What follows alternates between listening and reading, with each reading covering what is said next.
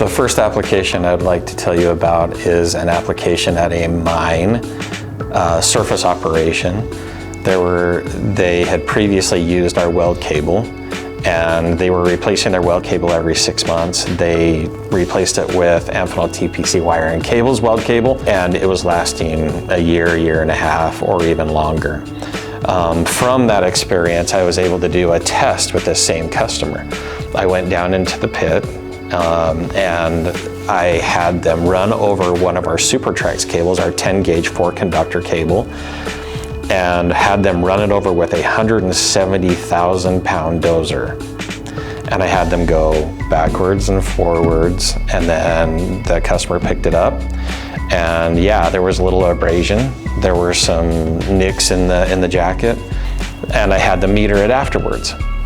When they metered it, they were amazed that it metered out just fine. And they did continuity tests, and everything was great there. And that says something about our cables and the quality and the designs that we have, is that it lasts longer. And you can pretty much do anything to it, and it will last longer. I mean, 170,000 pounds is a heavy machine, and it survived.